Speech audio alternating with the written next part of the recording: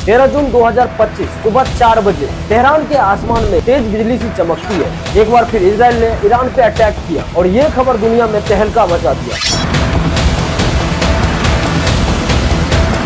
एक ऐसा खौफनाक मंजर जो आसमान में देखते ही लोगों की रूह कांप जाती है। क्या ये वर्ल्ड वॉर 3 का ट्रेलर है? आज हम इस वीडियो में जानेंगे जंग की असली वजह। ये सिर्फ एक जंग नहीं है, ये एक चिंगारी है जो पूरी दुनिया को जला सकती है। दोस्तों, इस जंग से पूरा दुनिया पे क्या इफेक्ट पड़ने वाला है और खास करके इंडिया पे क्या इफेक्ट पड़ेगा, हर चीज जानते हैं इस वीडियो में। तो फर्स्ट है दोस्तों, ईरान और इजराइल का दुश्मनी का जड़ क्या है, इसको समझते हैं। ये कहानी 1948 में शुरू होती है जब इजराइल बना। ईरान ने कभी इजराइल को ऑफिशियली देश माना ही नहीं, लेकिन तब तक ईरान शांत था जब तक 1979 में इस्लामिक रेवोल्यूशन नहीं आया। दोस्तों, इस रेवोल्यूशन के बाद ईरान ने एक नया इस्लामिक सिस्टम बनाया। तब इजराइल उसके सबसे बड़े दुश्मन में शामिल हो गए। तब ईरान ने हमास और हिजबुल्लाह जैसे ग्रुप को सपोर्ट करना शुरू कर दिया, क्योंकि ये ग्रुप इजराइल के खिलाफ कई बार अटैक कर चुके हैं। तब से लेकर आज तक ईरान और इजराइल एक दूसरे को एक्सिस्टेंस का खतरा समझते हैं। और दूसरा रीजन का बात करते हैं, अभी क्या हो रहा है। सबसे पहले मेजर धमाका अक्टूबर 2023 में हुआ जब हमास ने इजराइल पे अटैक किया, जिसमें 1000 से ज्यादा लोग मारे गए। और फिर इजराइल ने जवाब में गाजा पर धमाकेदार अटैक किया।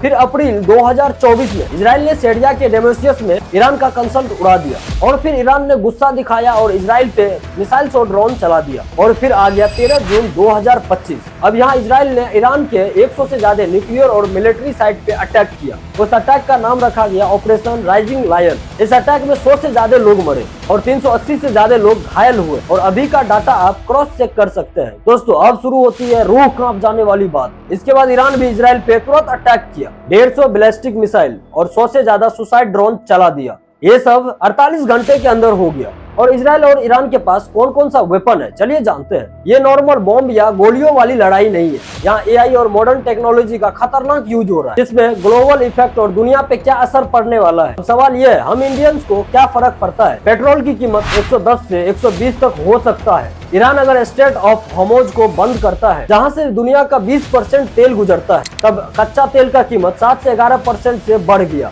जो डायरेक्टली रूपी को कमजोर करता है। रूपी एक दिन में 55 से 60 पैसा गिरा। Stock market Sensex 570 plus point गिर गया। बासमती चावल एक्सपोर्ट में काफी अफेक्टेड हुआ, जिसमें 6374 करोड़ का ट्रेड रिस्क में पड़ गया। गल्फ कंट्रीज में काम करने वाले इंडियंस पे भी रिस्क बढ़ गया। दोस्तों, ये सिर्फ ईरान और इजराइल का इशू नहीं है, ये इशू आपके घर के किचन तक पहुंच चुका है। पहले जानते हैं इजराइल के पास कौन कौन सा वेपन है। इजराइल के पास है दोस्तों आयरन डोम, एआई बेस्ड मिसाइल्स इंटरसेप्टर और F-35 फाइटर जेट और एरो 3 मिसाइल्स लॉन्ग रेंज वाला जो न्यूक्लियर तक रोक सकता है।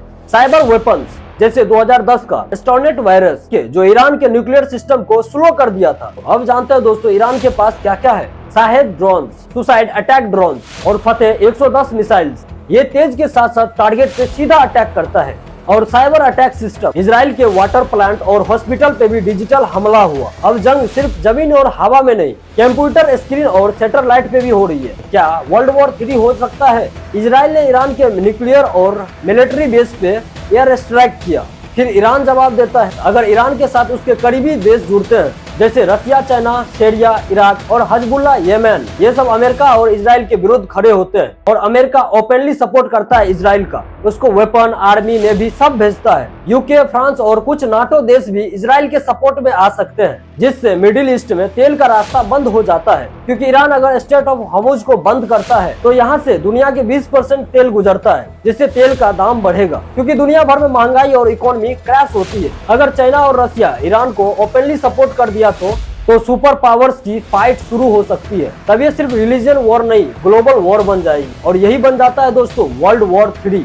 America, Israel, Iran, Russia, China सब एक दूसरे पे हमला करते हैं। जंग सिर्फ हथियार से नहीं, इकोनॉमी, इंटरनेट, ऑयल, वाटर हर जगह से होती है। आखिरी नतीजा यही होगा कि लाखों करोड़ों लोग मारे जाएंगे।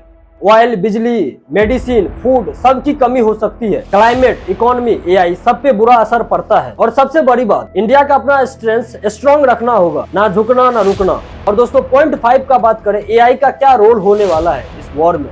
दोस्तों, आपको बता दें कि एआई इस जंग को और भी खतरनाक बना रहा है, जिसमें एआई ड्रोन गाइडेंस, जिसमें मिसाइल्स अपना टारगेट खुद चूज करता है और वहां धमाका करता है। और साइबर अटैक, एक बटन दबाते ही पूरा पावर ग्रिड बंद हो जाता है। डीप फेक और फेक न्यूज, इसमें गलत वीडियोज को वायरल करके लोगों को कंफ्यूज करते हैं। एआई सर्वेलेंस, सब कुछ देखा जा रहा है, कैमरा, फोन, सैटेलाइट। कल के फ्यूचर में लड़ाई इंसान और मशीन के बीच भी हो सकती है, क्योंकि डिसीजन लेने वाला सोल्डर नहीं एआई होगा। पॉइंट 7 का बात करते हैं, क्या फ्यूचर में होने वाला है। अगर न्यूक्लियर बॉम्ब का यूज हो गया तो जब प्रॉक्सी वॉर ग्लोबल बन जाए, लेबानन, यमन, सीरिया सब इन्वॉल्व हो जाए, तब चाइना और इंडिया मीडिएशन करे।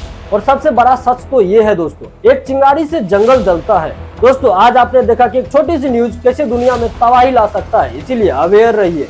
इस वीडियो को शेयर कीजिए और कमेंट में लिखिए क्या वर्ल्ड वॉर 3 आने वाला है। और दोस्तों याद रखिए, जो समझता है वही बचता है। चैनल को सब्सक्राइब कीजिए, वीडियो को लाइक कीजिए और एक छोटा सा कमेंट जरूर करिए।